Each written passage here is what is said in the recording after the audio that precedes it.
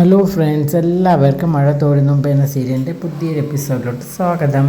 ഇപ്പോൾ ഇന്നത്തെ എപ്പിസോഡ് തുടങ്ങുന്നത് നമ്മുടെ ബാലചന്ദ്രൻ അലീനായിട്ട് സംസാരിച്ചുകൊണ്ട് നിൽക്കുകയായിരിക്കും. അപ്പോൾ അത് കഴിഞ്ഞിട്ട് നീ പോകുന്നെങ്കിൽ പൊക്കിയൊന്ന് പറയുകയാണ്, ഞാൻ തടയില്ല എന്ന് ബാലചന്ദ്രൻ പറയുകയാണ്. അപ്പോൾ ആ സമയത്ത് അലീന തിരിഞ്ഞു പോവുകയാണ്. അപ്പോൾ ബാലചന്ദ്രൻ രേവതിക്കുട്ടി അലീനായിട്ട് സംസാരിച്ചിട്ടുള്ള വീഡിയോ ക്ലിപ്സൊക്കെ ഇട്ട് കൊടുക്കുകയാണ്. അപ്പോൾ അത് കേൾക്കുമ്പോൾ അലീന അന്തം വിടുകയാണ്. അതായത് രേവതിക്കുട്ടി പറയുകയാണ്, ആ സ്ത്രീയെ മാറ്റി നിർത്തിയിട്ട് ചേച്ചി പറയണം, നിങ്ങൾ 21 വർഷം മുമ്പ് പെറ്റുതള്ളിയ മകളാണ് ഞാനെന്നും, ഇപ്പോൾ നിങ്ങളുടെയൊക്കെ ഒറ്റ സ്നേഹത്തിന് വേണ്ടിയിട്ടാണ് ഞാൻ ഇവിടെ വന്നതെന്ന് പറഞ്ഞിട്ട് ഇറങ്ങാവുള്ളൂ എന്ന് രേവതിക്കുട്ടി പറയുന്ന സംഭാഷണം കേൾപ്പിച്ചു കൊടുക്കുകയാണ് ബാലചന്ദ്രൻ. അപ്പോൾ ഇത് കേൾക്കുന്നതും അലീന അന്തം വിടുകയാണ്. ഈശ്വര, സാർ എല്ലാ സത്യങ്ങളും അറിഞ്ഞു എന്നുള്ള രീതിയിൽ ഇങ്ങനെ നിൽക്കുകയാണ്. എന്നിട്ട് അപ്പുറത്തെ റൂമിലോട്ട് ഇപ്പോൾ അലീന എല്ലാം മുറയിട്ട് വളരെയധികം പൊട്ടി കരയുകയാണ്.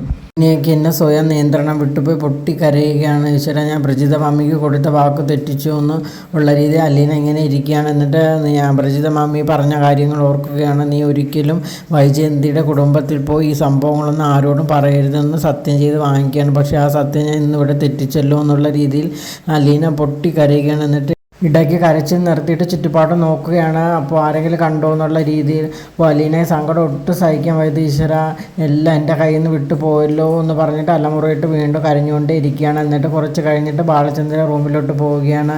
അപ്പോൾ സാർ എന്നോട് ക്ഷമിക്കണം എന്ന് പറഞ്ഞിട്ട് ബാലചന്ദ്രൻ കാലിൽ വീണ് കരഞ്ഞ് പറയുകയാണ്, ഞാൻ ഒരിക്കലും ഇവിടെ വരണമെന്ന് വിചാരിച്ചല്ല, എല്ലാവരും ഒന്ന് കാണാനുള്ള കൊതി കൊണ്ട് വന്നതാണ്, എന്നോട് ക്ഷമിക്കണം എന്ന് പറയുകയാണ്. അപ്പോൾ ബാലചന്ദ്രൻ അവളെ എണീപ്പിക്കുകയാണ്.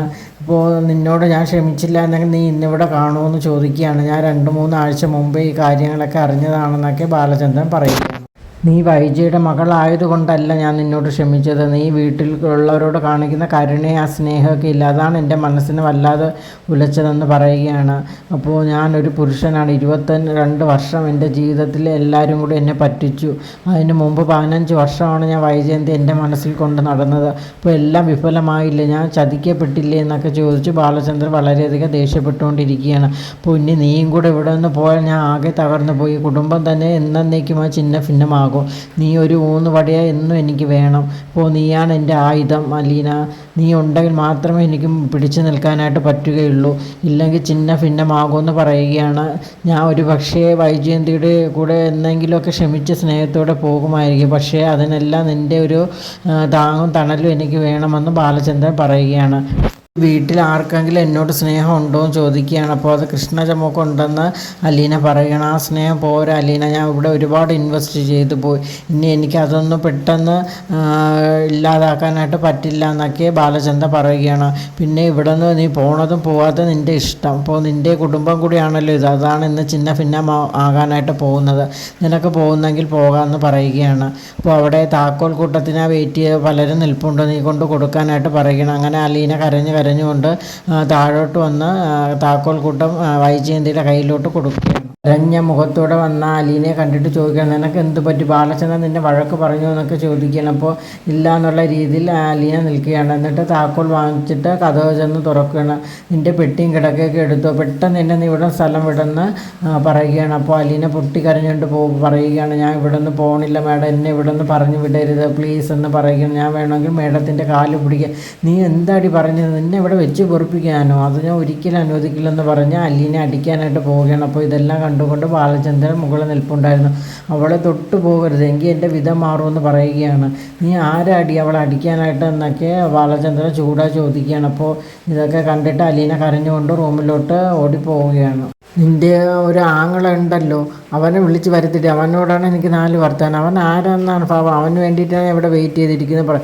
ഇന്ന് അവളെ ഇവിടെ നിന്ന് പറഞ്ഞു വിട്ടില്ലെങ്കിൽ എൻ്റെ പേര് പട്ടി കിട്ടുമെന്ന് വൈജയന്തി പറയുകയാണ്. നീ കുറേ പറഞ്ഞു വിടും, നിൻ്റെ പേര് കൈതയ്ക്കലുള്ള പട്ടി കിട്ടുമെന്ന് പറയുകയാണ്. ഇവിടുത്തെ പട്ടിക്ക് നിൻ്റെ പേര് ഒട്ടും യോജിച്ചല്ലെന്നും ബാലചന്ദ്രൻ പറയുകയാണ്. നിൻ്റെ സഹോദരനെ വിളിച്ച് വരുത്തടി, എനിക്ക് അവനോടാണ് 2 പറയാനുള്ളതെന്ന് ബാലചന്ദ്രൻ പറയുകയാണ്.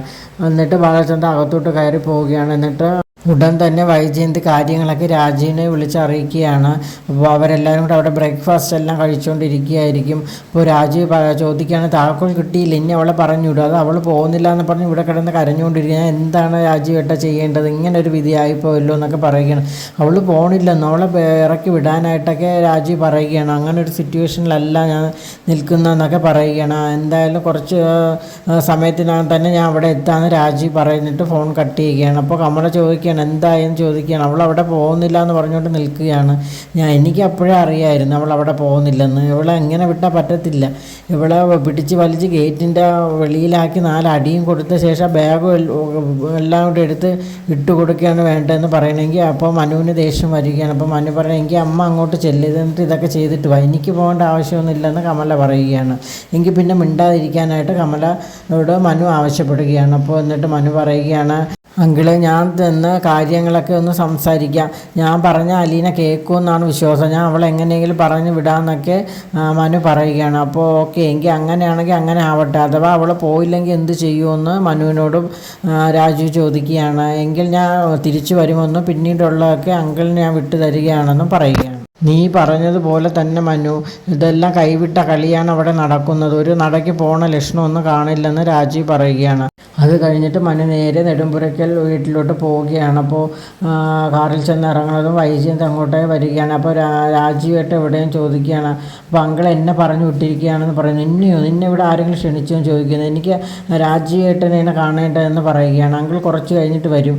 അപ്പോൾ നീ എന്തിനാണ് വന്നതെന്ന് ചോദിക്കുന്നത്. ഞാൻ ഒരു സന്ധി സംഭാഷണത്തിനാണ് വന്നതെന്ന് മനു പറയുകയാണ്.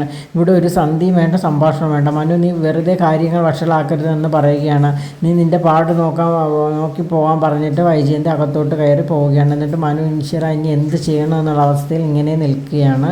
അപ്പോൾ ഇതോടുകൂടി ഇന്നത്തെ എപ്പിസോഡ് ഇവിടെ അവസാനിക്കുകയാണ്. അപ്പോൾ നിങ്ങൾക്ക് എൻ്റെ വീഡിയോസൊക്കെ ഇഷ്ടമാണെങ്കിൽ എൻ്റെ ചാനൽ ഒന്ന് സബ്സ്ക്രൈബ് ചെയ്യുക, അതോടൊപ്പം തന്നെ ലൈക്ക് ചെയ്യുക, ഷെയർ ചെയ്യുക, നിങ്ങളുടെ വലിയ അഭിപ്രായങ്ങളൊക്കെ അറിയിക്കുക. താങ്ക്